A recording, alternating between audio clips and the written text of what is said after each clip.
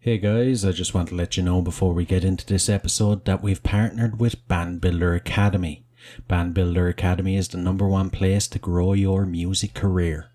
Run by top label manager and Sony Vice President Todd McCarthy, so you know it's worth it. Enter promo code CONCERTS at checkout to receive 10% off membership. Hey everybody, you are listening to Burnline on Concerts That Made Us.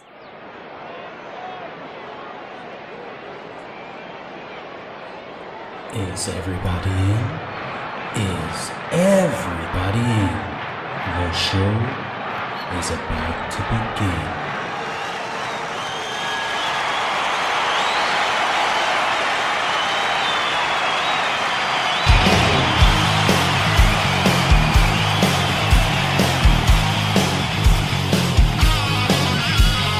Welcome to the podcast, Concerts That Made Us. Interviews and stories, tales from the bus. We love taking you back to when it all went down. The greatest live shows and the cheering crowd sound. It's concerts, concerts that made us, concertsthatmadeus.com. On this episode, I'm chatting with Lauren and Jason from Burnline, an exciting country pop band I know you're going to love. We chat about the formation of the band, the recording process for their debut EP, and what's it like being a gay artist in the country genre. All this and more. So before we get talking to the guys, we're going to take a listen to their track Runnin'. So, without further ado, let's get on with the show.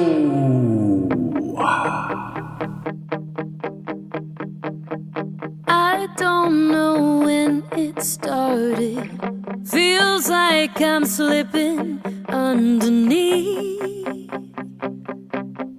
in the deep.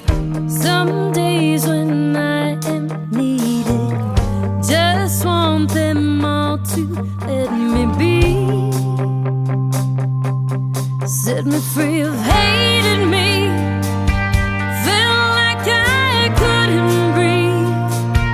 Now I make my way back to girl than I used to be before the world changed me. Running, running, running, I get no sleep. Running, running, running, and I finally see. But I'm trying to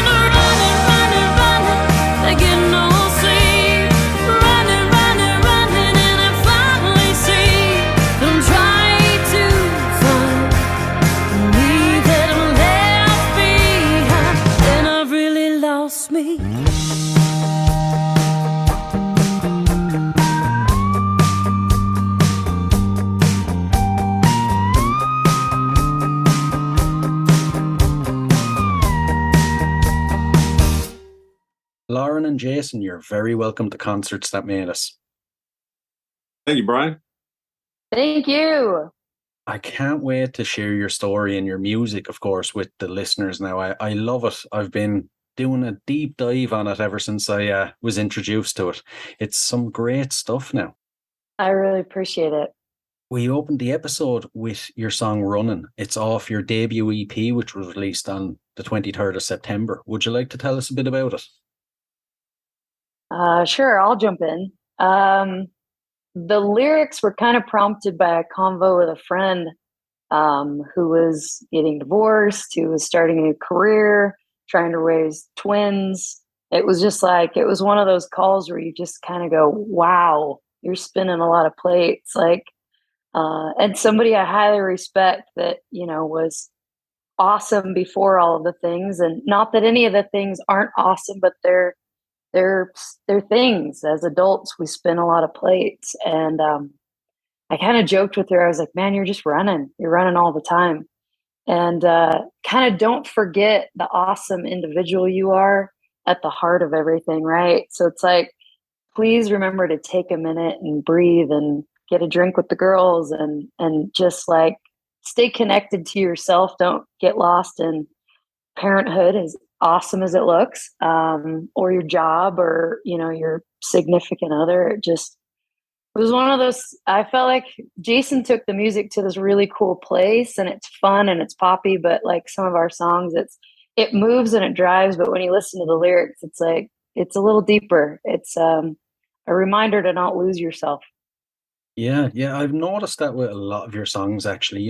They are, like I said, there's a great sort of melody to them, but the lyrics, they really kind of hit you deep, There's a lot of meaning behind them. Yeah, I think our goal is always to say something. Pretty melody, just really catchy, kind of lure you in, but not just talk, but to really speak to people. And what was the whole process for the debut EP like, from conception right up to release? Oh my gosh. Jason, you want to jump in? It was kind of a whirlwind. Sure. Actually, we know each other through a mutual friend who introduced us when we needed a singer for a Pink tribute band. And Lauren stepped in and we did some shows for that. And then COVID hit. And we put it on the back burner. And at some point, I forget if I reached out to you or you reached out to me, or we just kept in touch and we're like, well, you have some original ideas. Let's get together and see if we can put some music to it. And the whole thing kind of started. I came out to Pahrump, just outside of Las Vegas, and we sat down over a day or two and wrote 8 or 10 tunes in one shot. Oh my God. Yeah. And not one of them was, sometimes you hear a song, you're like, oh, that's a nice hook or something, but the rest of the song is kind of lacking. They all had really good content to it, nice hooks to them, nice vocal and vocal hooks and music to them. And we just decided to kind of run with it from there. That's not something you hear very often now, that in the space of a day, you were able to just, it just flowed out of you. Can you tell then when you're, writing a song, working on music, can you tell if it's going to resonate with listeners or if it's going to be a bit of a hit? I think so.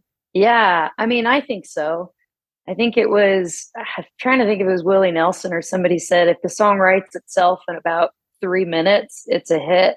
And if it takes forever for it to come together, it just isn't it. And so I think there's really amazing chemistry. I mean, I have so much respect and love for Jason just as a human, but when we get in a space together and kind of start jamming, it just kind of works. And I know that's a rare thing, having done music for so long. So yeah, the first time we jammed, I was just like, I was begging him. COVID had hit. I was like, please just come sit and we'll just see what happens. And what happened was pretty magical. And before you know it, we're sitting in a studio in East Nashville, jamming with some of the best that pop country rock music has to offer. And it's just kind of launched over this last year. It's been pretty exciting. I could imagine. And what was the response like to the release? It's been really good. It's kind of a pinch myself kind of a thing, right? You are in hiding and writing and trying it out at the occasional music festival and seeing how people respond. And pretty immediately people were coming up saying, like the song Shave, it hit home. They had just gotten a divorce and starting over is brutal. Or Running, they're going, yeah, I am swamped with my life and I'm not mad at my life, but it kind of seemed like we tapped into saying something relatable and common in an uncommon way, and people kind of dug it. So since the release and people getting a chance to hear the full studio version, we got all kinds of really cool notes from all over. It's really something special though when you release something and it instantly resonates with people. You get that feedback straight away. It lets you know you're on the right path, I suppose. For sure. Yeah, for sure. Yeah. Now, before we get into the history of Burnline, I always love to ask, can you guys remember your very first musical memory? Yeah, mine was sitting at one of those organs at my grandparents' house, trying to figure out songs by ear. And then when we stopped going there, I stopped doing it, I guess. And I guess that was my first musical memory, was putzing around on an organ and just seeing what kind of sounds I could make. Ah, interesting. What about you, Lauren? I remember making up songs when I was little.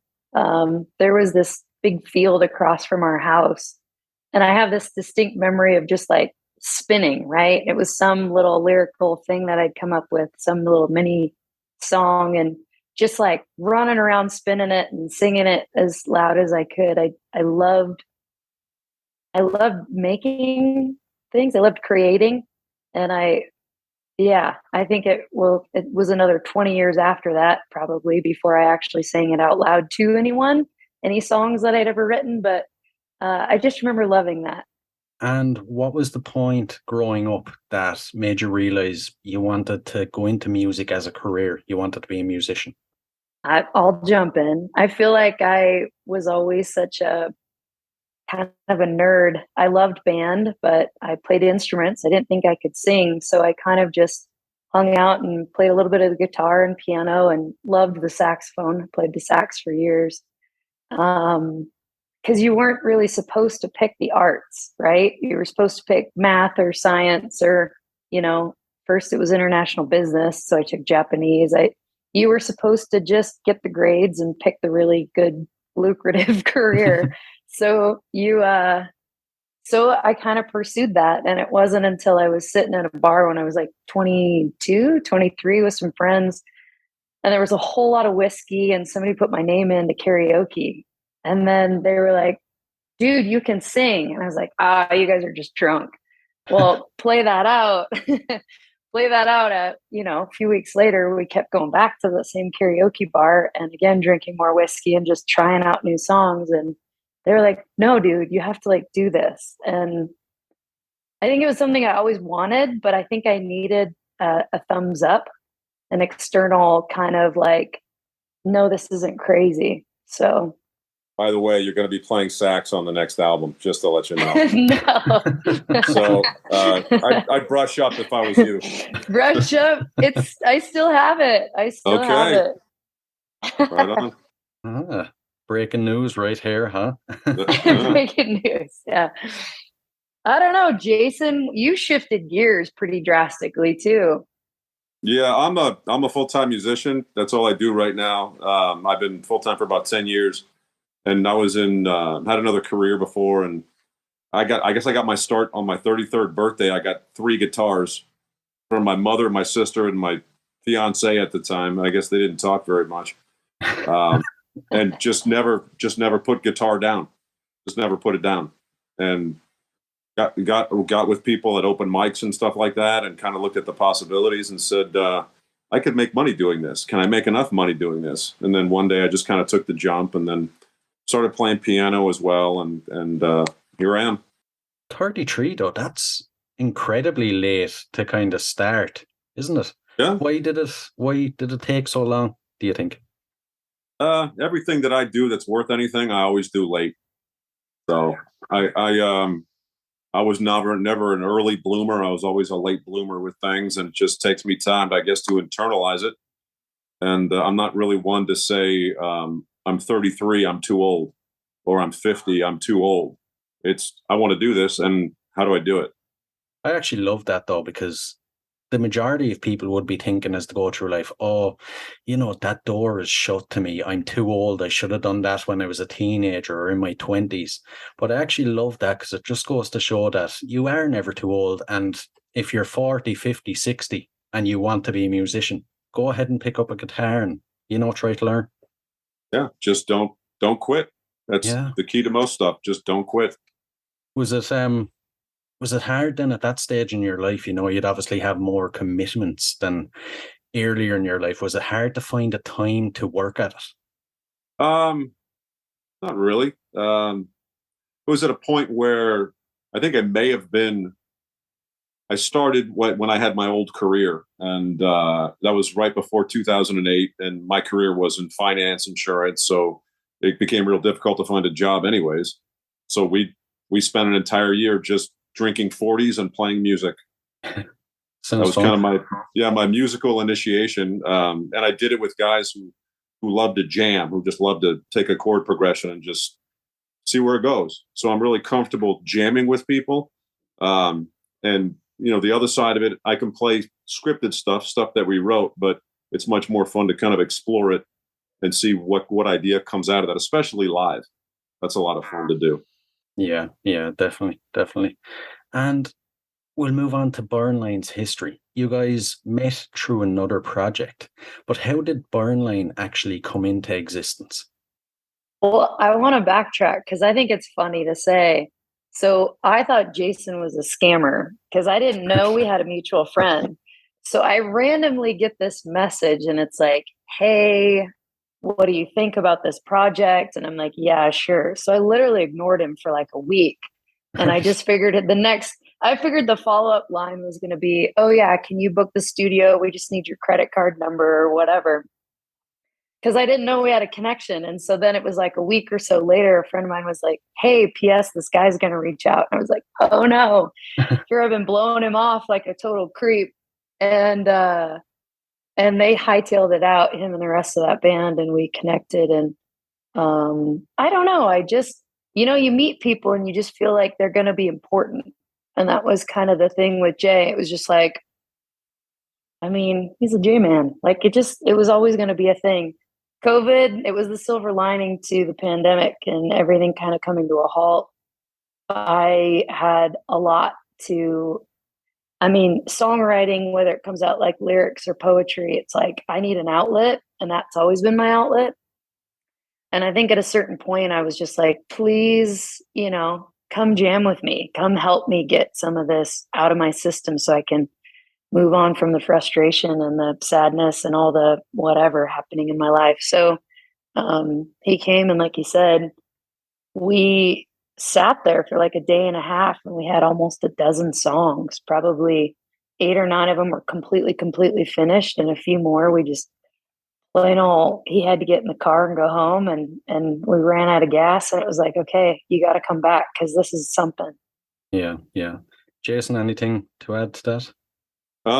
No, she pretty much covered it. The nice part about working with Lauren is that when she comes with an idea, at the very, very least, it's a vocal hook. And you can do a lot with a vocal hook, but most of the time she comes with a fully developed vocal idea. And that's what attracts me to put the music to it, is that it sounds awesome. It's interesting. So that's, I think, part of the attraction with the music and the words together. I've heard that a lot, though, that, throughout COVID, as bad as it was, the whole world was at a standstill. But a lot of musicians actually, I don't want to say were thankful for the time, but they used the time very wisely, to kind of reset and refocus and, perfect their music and work really hard on it. Yeah, no, agreed. There was a lot of downtime, not a lot of gigs happening for me.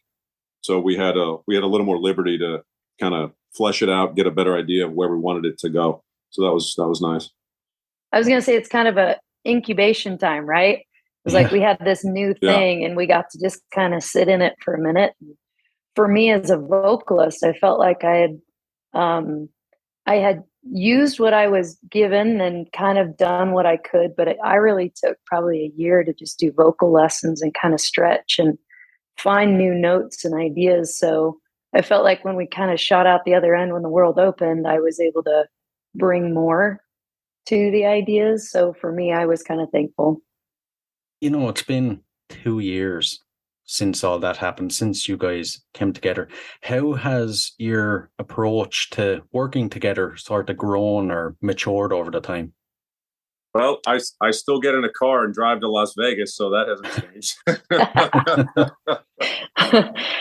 I think I asked him once, I was like, so you're like into this? And he goes, I would not be driving to you to sit for 2 days and writing with, like, if I didn't love this. And I think there was once he was in a bar in Mexico and I randomly get this text and he goes, you are the reason I love doing originals. I want you to look in the mirror tonight and say, I am the reason Jason Mann loves playing originals. So occasionally we send each other little love notes that are just like, if you don't know it already, I dig this and you're awesome. So yeah. I think it's just, I think it gets a little more seamless. I think that we can read each other better, right? Every time. This last show, the EP release in Vegas, was a blast. And like any live performance, it wasn't perfect, right? Things went wrong. People started in the wrong whatever. And I just think as we play, we get more comfortable and we just kind of ride it out. Where it goes, it gets more and more interesting. Yeah. Jason, what's your opinion on it? Well, I mean, just the whole studio process really opened my eyes to a lot of things. Not only for songwriting and things like that, but for production and engineering and just watching experts do their thing. It kind of feeds into that next writing process. So now I'm thinking, okay, whereas before we may not have been focusing too much on backup vocals or a riff or something. Now I'm kind of more focused on that and kind of seeing if I can bring that out there before we go into the studio with it. We had a really great producer in Nashville. A really great engineer too, just experts at what they do. So it was nice to kind of be a fly on the wall and kind of see how they did their thing. Yeah, big shout out to Mary Bragg and John Estes out of Nashville. Crazy talented. Yeah. You mentioned that it was originally for a Pink tribute. That's kind of more rock pop. Was it always going to be, country with you guys? I think Lauren's original vision was that it was country popish. She had visions or I guess sounds of lap steel and that kind of not I don't know if you hear that a lot in modern country. I don't know much about modern country, but it had that country sound to it. I think she always came to the table with that idea from the start. I think I suckered Jason into the country world. I think it was a bait and switch, to be honest. Yeah, you did. I was come on over. Let's play some music. By the way, this has pedal steel, strings, and we're going to Nashville to record it. And he's like, whatever, I'm in. So I think for me, I grew up with, Stevie Ray and, the whole bluesy, gritty sound mixed in with these bluesy singers like Bonnie Raitt and Susan Tedeschi. But I mean, I grew up with a ton of country and did rock for 10 years in Seattle. But when I imagined like my sound, it was just going to be a gritty, bluesy country with a hook that everybody'd want to hear played at every hole in the wall bar from here to Georgia. So, and Jason, was there that kind of country influence in your history? Not really. I kind of always shied away from country, especially the new stuff. A lot of the stuff I guess I heard, and not to impugn anybody's efforts because they're a hell of a lot more successful with it than I am. It just seems sort of formulaic. It's always got a truck in it. It's always got 4 chords in it or 3 chords in it. It's just this, that, the other thing. It's always us talking about the same themes. I was always more attracted. I guess I really didn't know it until I thought about it, to older country. I just, for some reason, I don't know, maybe it seemed more, musically genuine or something to me. I don't know, but a lot of my influence. I mean, I was born in the '70s, so I have in my DNA. I've got Jim Croce, and I've got James Taylor, and all those singer songwriters who just them and their guitar. That's the kind of sound that really attracts me. When I really started focusing on actually listening to music, it was kind of late '80s, early '90s. So I mean, I know most of the '80s bands and the '90s like Better Than Ezra. A lot of people don't know that band. They're out of Louisiana. It's a trio, really great songwriting. Simple, not simple music, but not overproduced. Just good vocals, good songwriting, and a good lick or a good turn of phrase or turn of music. Yeah, yeah. And what is the music scene like in Las Vegas and Tijuana for up and coming newer bands? Is there full of competition? Something about living down here is that it's a lot more calm. There's a lot of scene for music, a lot of open mics. And it's kind of a weird demographic because in Tijuana, you don't get too many Americans out and about, but a place like Rosarito, which is 30 minutes south, you have a bunch of Americans living there, older, retired. So you'll hear a lot of American rock, but you hear that in Tijuana too. But you hear more banda, more Mexican music, more music from here. So I mean, the scene is great. There's a lot of really hungry musicians down here.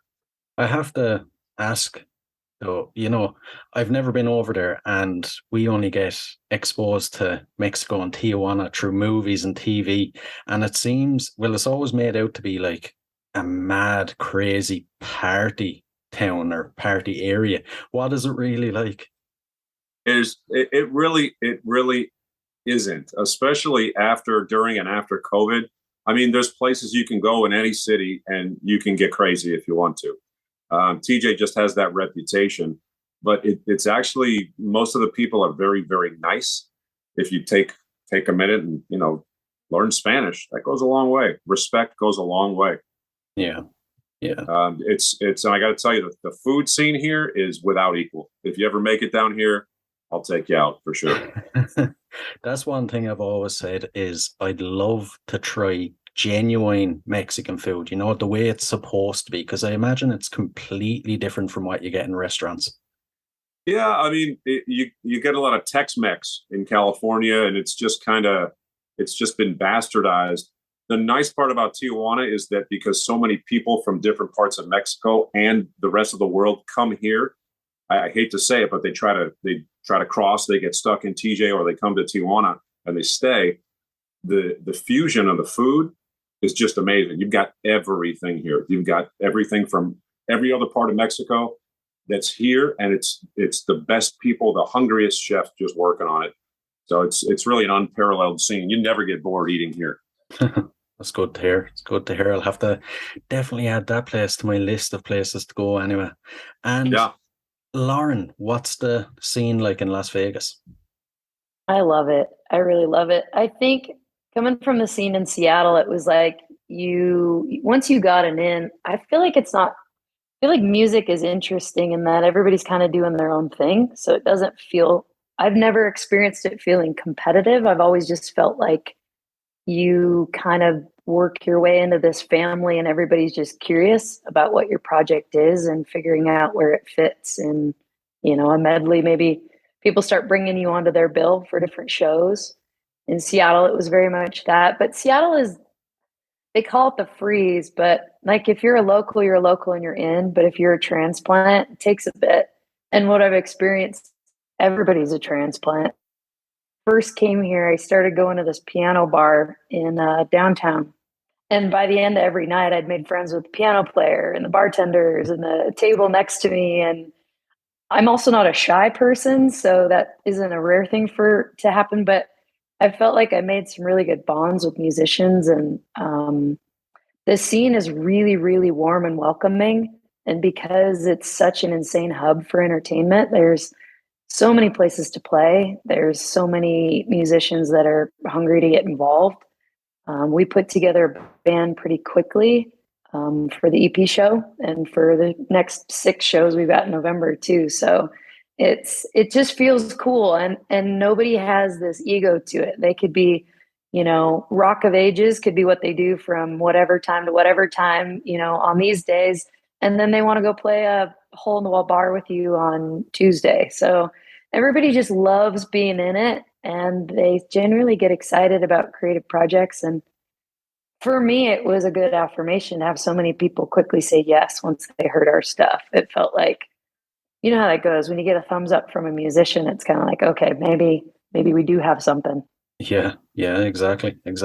And is there much, much call for country music in Las Vegas? Because, when you think of country, you don't really think of Las Vegas.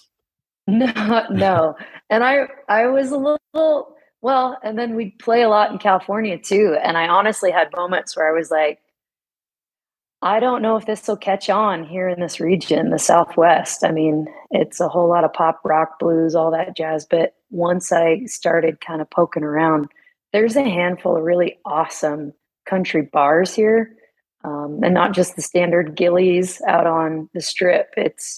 There's a lot of people coming from other places that are bringing that need for bluesy country rock sound. And we've been pretty fortunate. Yeah, we had a good turnout, and a lot of people are here from Nashville, either moving here or moving back home.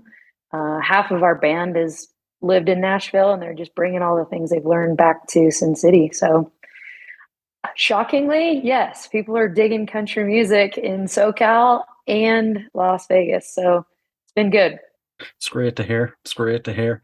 And something I'd love to hear your opinion on is, what is it like to be, a gay artist in the country scene? I imagine it's not one of the most accepting genres. Historically, probably the least accepting. I told somebody, I think that's why I leaned into rock all those years ago. I had just seen some artists try to come out and not be able to keep their careers. I think I knew that the South wasn't ready for an out artist. If I were in another genre, I think I'd think about it less. But I do realize that I even had a chat with our marketing person, and at first I was going, I don't want to, gay it up on our social media. I don't want to tag it as such. I don't want to promote it. I kind of just want to make it about the music and leave me out of it, because, there's so much more about me than just who I want to date and marry. So, but once I thought about it, it's so important for visibility. And right now is such a key time in Nashville. Some of the top artists are out.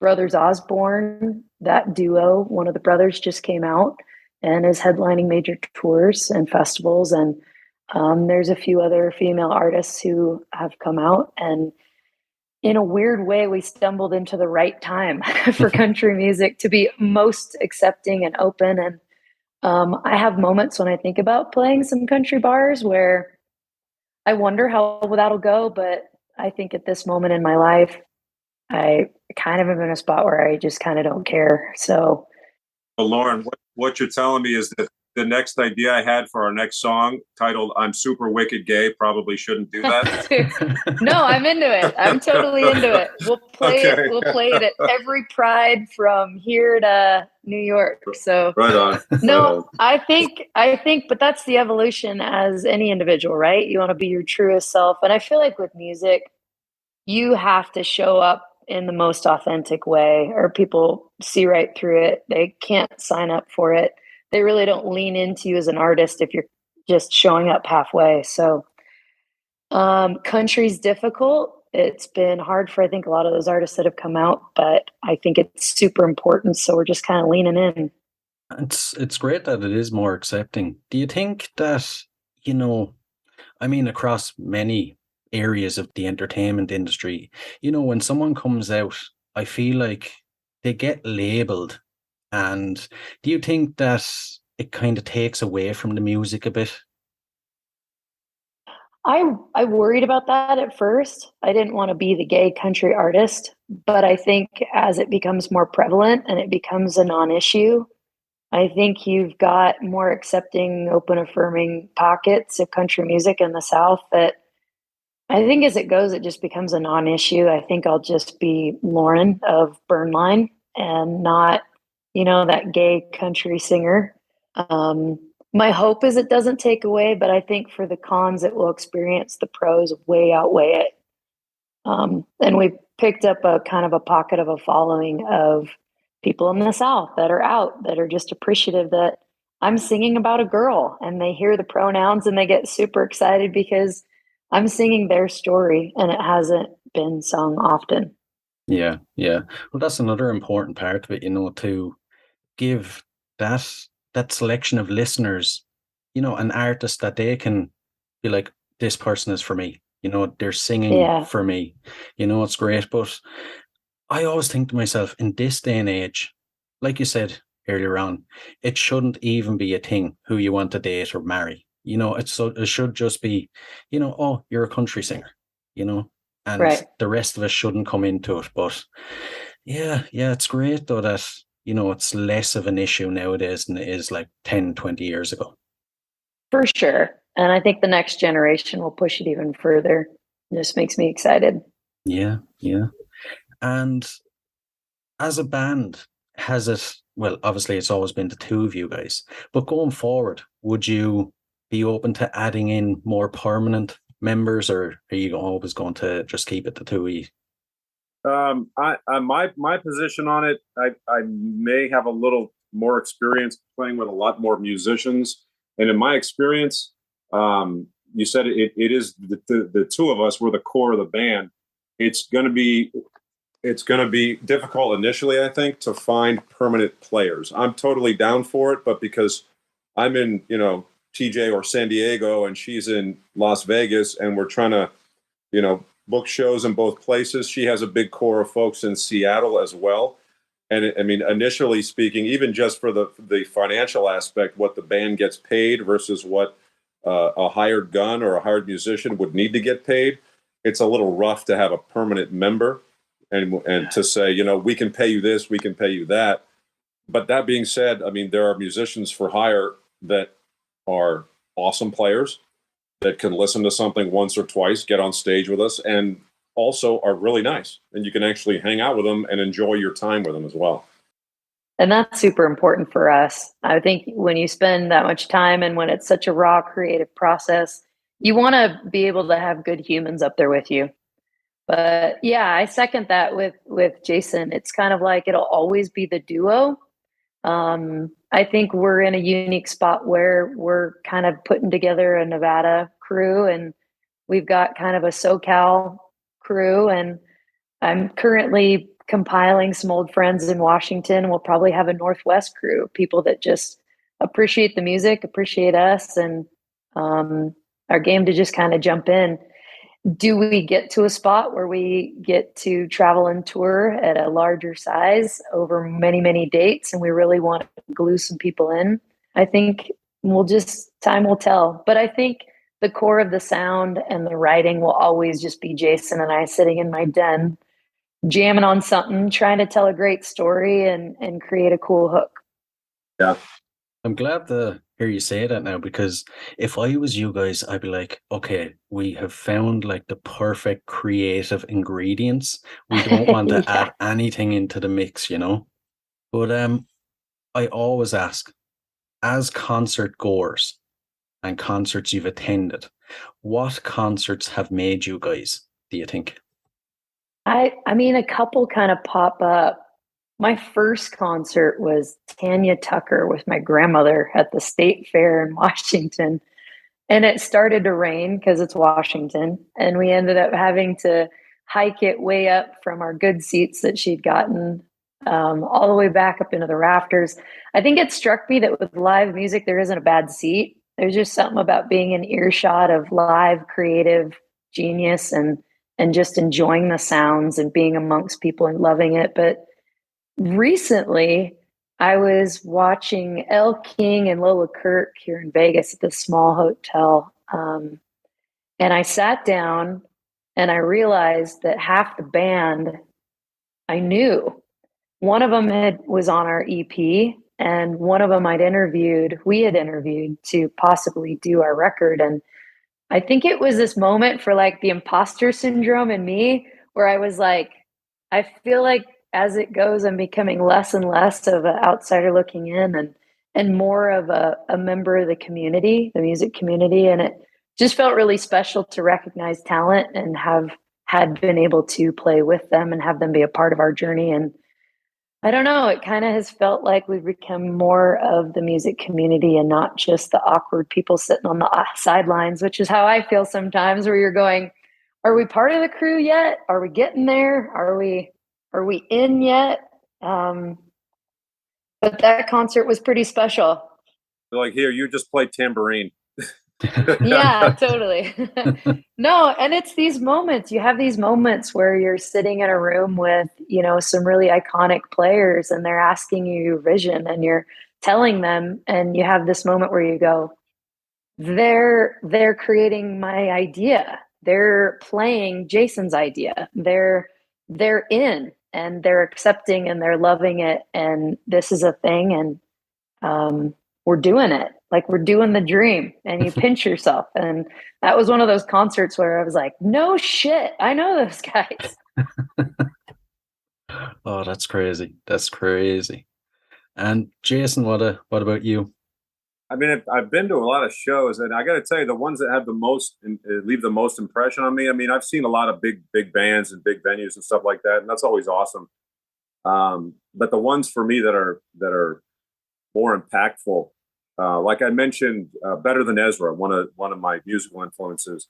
I saw them in San Diego a bunch of years back, and it's a mid-sized venue. It's Belly Up. It's a real popular San Diego venue, and it was just a really impactful show to be that close with a limited amount of people, and it was a certain vibe to it, that really stuck with me.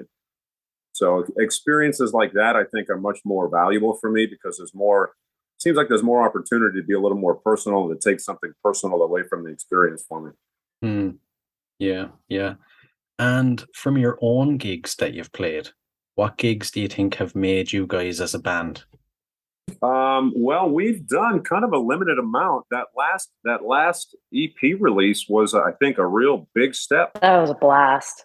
Yeah, for us. I mean, the first couple shows, it was kind of feeling each other out on stage and this and that was great. That was a step we needed to take. But I think this last EP release was really kind of the new benchmark for us.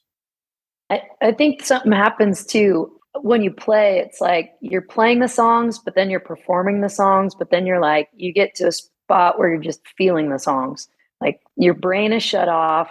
You're just up there feeding off of each other. And I think this EP release show here in Vegas was like, we turned a corner and we just kind of settled in, and the songs were stories, and we weren't thinking about them or, what the change was, if it was, what if it was a hard break or, hard stop or, I think for me, my brain shut off and I just felt it. And Jason, I seemed like was in the same boat where it was like, okay, now we've gotten it up and running. Yeah, you've reached that comfort spot where it's just, you just go with it, like almost on autopilot mode. Totally. And you're just waiting for something, the guitar player to do something cool or the audience to just lean in, and you're just pulling from everywhere, and it gets to be more and more and more. By the time you finish the set, you're just almost like humming, right? That vibration. Yeah. And going forward, would you guys be more comfortable, playing smaller venues, or are you looking forward to, massive venues with massive numbers? For me, it's really a non-issue either way. I have opened for, like, I don't know if you remember the 80s band, the Christian band Striper. Yeah. So they're still playing, they're still making new music and everything. And for some strange coincidence, I had the chance to open for them, and it was one of the bigger I think the bigger crowds I've opened for, and it was great. I mean, but then, you know, I'll play one of my gigs, or me and her will play together, and there'll be 10 people or 15 people, and somebody come up after and say, "Hey man, that one song, that thing you did, that was really cool." So you get a kind of different energy from a different kind of show, for me, and anyways. Yeah, I think we talk about that. It's like both having the stripped down duo or the full band to a bunch of people, both have wins, both have really cool opportunities. We just played Hotel Cafe in LA, and it was, you know, a smaller room, and it was really intimate and wonderful. And we got to play it like a writer's round and tell stories, and people were coming up afterward, and it meant something. But then, you know, I've played big festivals and opened for national acts, and it has that energy, and it's exciting and it's cool.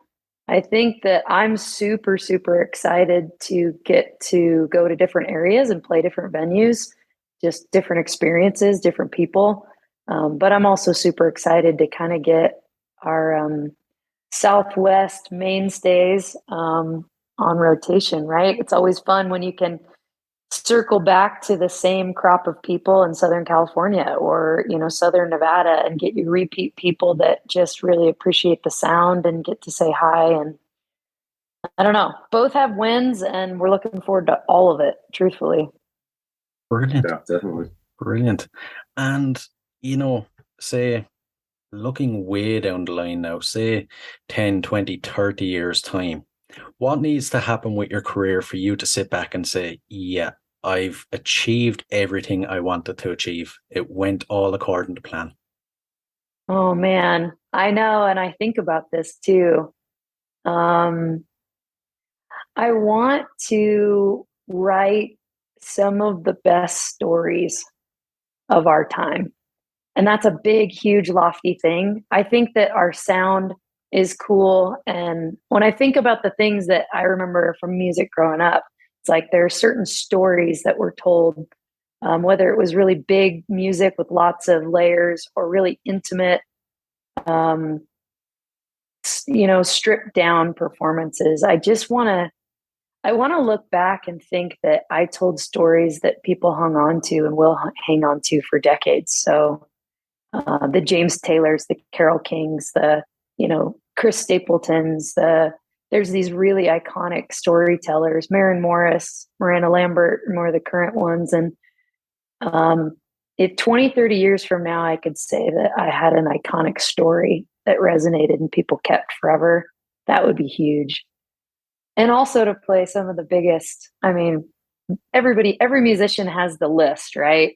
Some of those really key stages where, you know, when you get there, you would just be like, for Seattle, it was playing the Crocodile.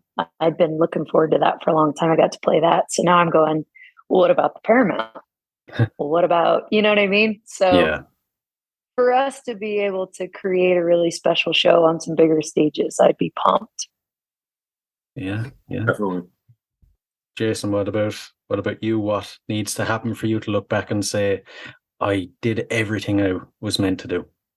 Well, most of my career as a full-time musician has absolutely nothing to do with original music. It's mostly all covers. It's a lot of corporate work. It's a lot of you know, private events, weddings, things like that. As far as that's concerned, I mean, I guess I could say I made it already doing this. I get to play music for a living. But the nice part about writing the original stuff is that there's a chance that somebody out there it'll resonate with somebody, or it may even, you know, get big. And I mean, we're doing the things that we're supposed to be doing right now to get to wherever we're going to end up. So I'm happy. It's just a matter of rinse and repeat and rinse and repeat and rinse and repeat, and just make it a better experience every time, and add something new. And Lauren's going to be playing sax on the next album, you know, something like that. I don't know about this. I don't know about I can't wait to hear that. Do you realize how many women would lose their shit completely if you busted out a sax on stage? I don't even know how to do the math on that one.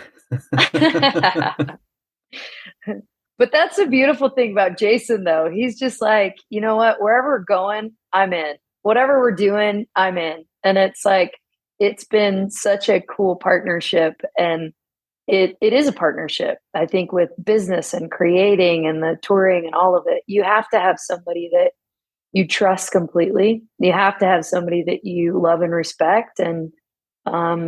And we have that, and the foundation's there, and whatever happens, happens, and we're just loving it. And before we move on to the last couple of questions, what is locked in for the rest of the year for you guys? Yeah, we've got a little mini tour through California. We finished that at a winery in Murrieta, and then we've got a couple benefit shows. So we've got about 6 or 7 things cooking before the end of the year. And then January or February, we'll be back out and probably jump up to the Northwest to do a handful of shows. So writing, we're going to jump in and do some more writing because, you know, life marches on and the material is always there. I had an epic breakup. So of course we've got a whole nother album in the works. And I think Jason's super excited. I am as well, to get back in the studio and do another collection of songs next year. So we'll be playing some awesome shows through the whole West Coast, and then we'll be doing some writing in preparation for more recordings. Brilliant. And don't forget the brushing up on the sax. Yep. Yeah. I got to pick up some reeds. That'll be my next stop. Right. We'll move on to the last couple of questions. Everybody gets these, I'm afraid, so you can't get off the podcast till you answer.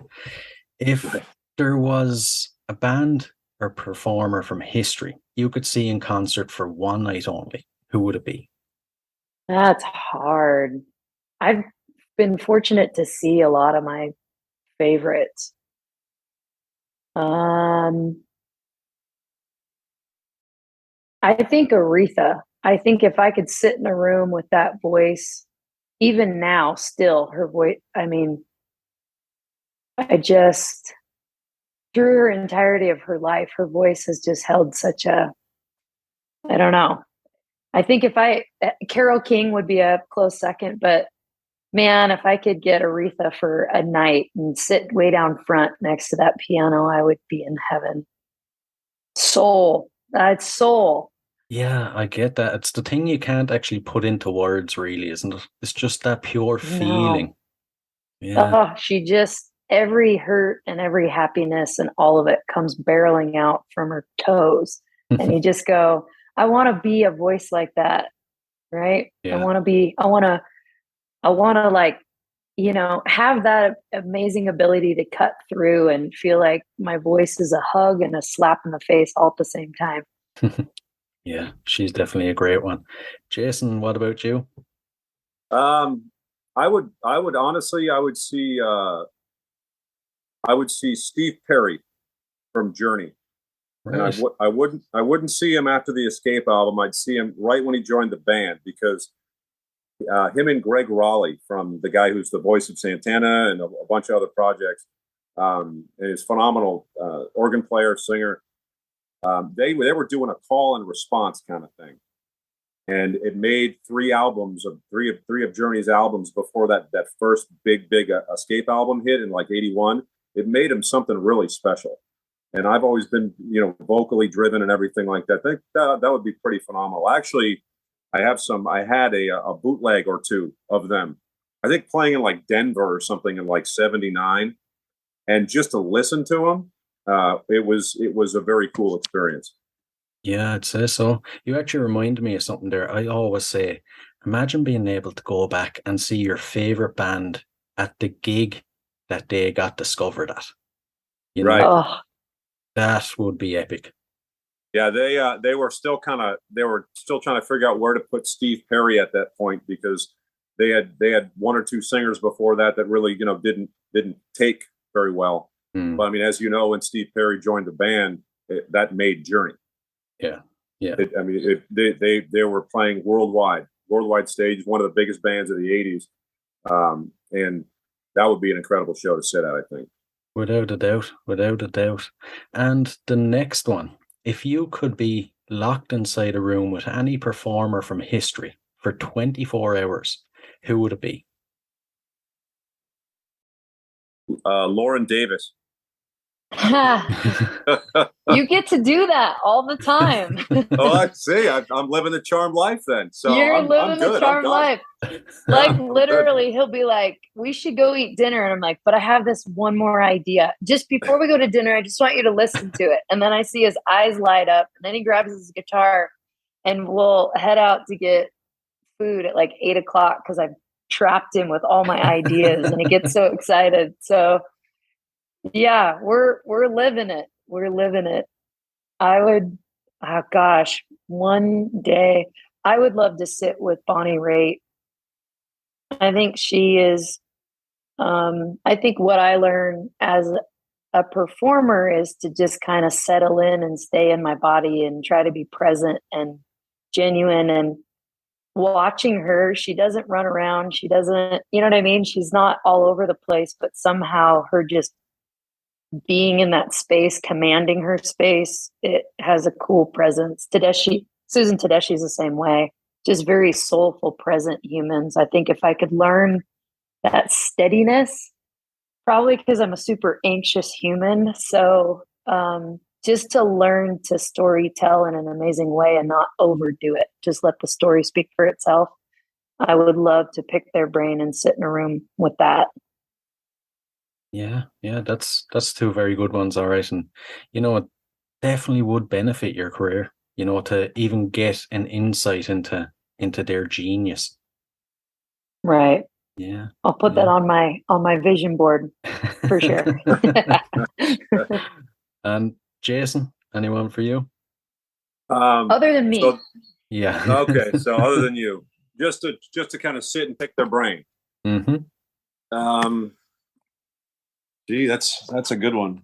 The thing about it is they say don't ever meet your heroes. I'm afraid I'd sit in a room for 6 minutes and then I want to kill the guy or the girl. Actually, who I'd want to sit with is Pink. Really? Yeah, because I didn't really have an appreciation for her music before we started playing it. And once I started playing it and really digging into not only the words and the themes and everything like that, I came to the conclusion that, you know what, if I had a daughter, I'd be like, this is required listening for you. Because the music without a doubt says, you know what, you don't owe anybody anything. You don't need to be number two to anybody. You can be happy and be yourself and be complete and just live your life, Yeah. And stuff's going to happen, but you're strong and you're ready and, just really great messages in that music. So that's probably somebody I could probably sit with. Yeah, that's a good one. I second that. For sure. She's pretty iconic. Yeah. My aunt actually met her once. She said she's one of the coolest human beings she's ever met. She was playing a gig in Ireland, and in the days leading up to the gig, she hired a load of motorcycles for her and her crew, and she just toured around Ireland on the motorcycles. And in the village that my aunt lives in, she had stopped to get gas, and she just bumped into her, and she's a massive fan. And she said, like, she spent about 15 minutes talking to her, and it wasn't like she was this superstar celebrity. She was just like so down to earth and just so cool, Right. That's cool. That's awesome. And if there was a song that could appear on the soundtrack to your life, what would it be? You go first, Lauren. Oh, that's mean. The soundtrack of my life. Maisie Star, Fade Into. That's probably that's like one of my favorite songs of all time. It's beautifully sad. I think I've had those moments in my life. I think if there was a soundtrack, there would be a couple chapters in there where that song would hit.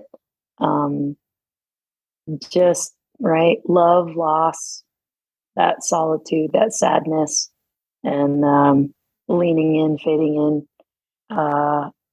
Probably amazing. Yeah, that'd be a win for me. I love that song actually, and it's one of them songs I always forget about until it comes onto the radio, and I'm like, oh my god, yes.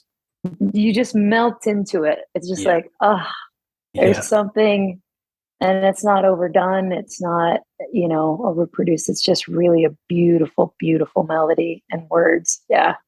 Yeah, definitely. And Jason? There's actually, I hate to harp on Journey, but I listened to him so much in my past. There's a really great song. It's called Still They Ride. And it's basically about a group of people. It's actually the guys on motorcycles, actually, riding through the town, and the town ain't the same, but they're kind of still the same, and they're kind of looking for the same thing, and just kind of a sad kind of feeling. When I go back to places that I've had, meaningful moments in my life, and you can still kind of recognize them, but you don't hear the same voices and you don't see the same people. That kind of thing has always really resonated with me. And been kind of a powerful. It's sad. It's kind of a bittersweet thing. Yeah. I can't say I'm familiar with the song now. I'll have to give it a listen after this, but I'm sure it's a great one on Journey. Yeah. And the final one, to switch it around a bit, is there something I should have asked you guys? I don't know, Lauren. What do you think? I feel like you have nailed it. I feel like we've been able to share a lot of our story and our journey. And no, I think I'm just so thankful for this journey. And like we talked about, it's kind of like whatever happens. It's just kind of been a blessing that has come up, and I couldn't have planned it better.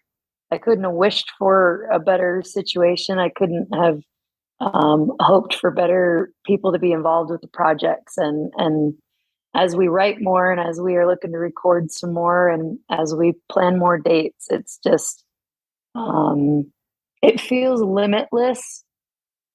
And there's something about that that's just electrifying.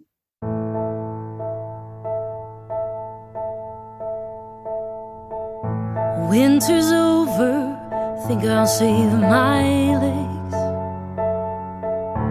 Pain will linger, we left that day. Time to see the light, leave the dark. Another cup of coffee, that'll be a good start. Oh, starting over is hard. Oh, I'm okay with this part. You may be the greatest thing I ever tried to start. You will be the greatest thing that ever broke my heart.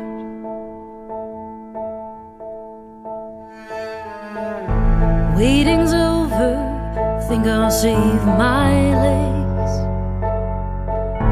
And I'll be honest, I haven't been okay. Try as I may, still hurts to see you smile. Another sip of coffee, maybe I'll walk a while. Oh, starting over is hard. Oh, I'm okay with this part. You may be the greatest thing I ever tried to start. You will be the greatest thing that ever broke my heart.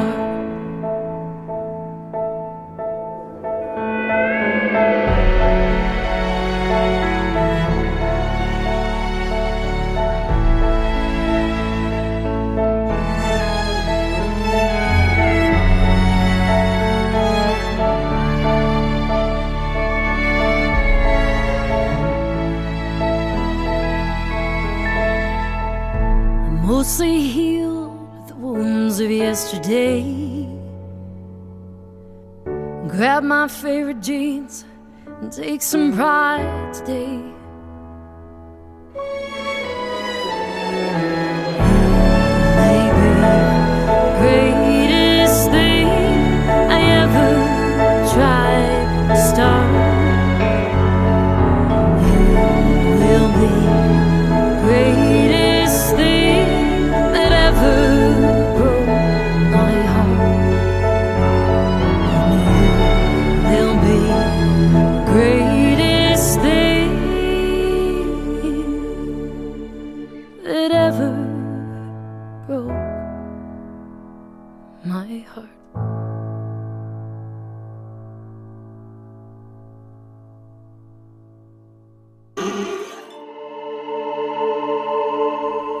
Chills when there's no breeze.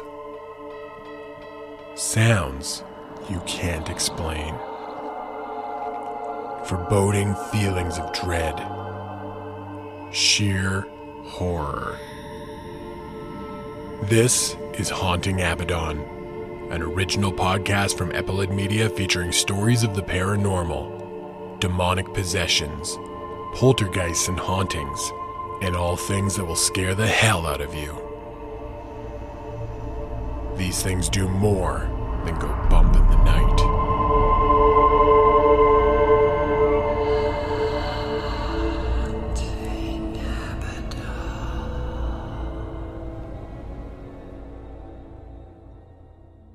Hey guys, I really hope you enjoyed this episode. If you did, please rate and review us on iTunes and Spotify. And if you're interested in signing up to Band Builder Academy, use the link in the show notes below and enter the code CONCERTS and you'll receive 10% off. So, until next time, keep rocking.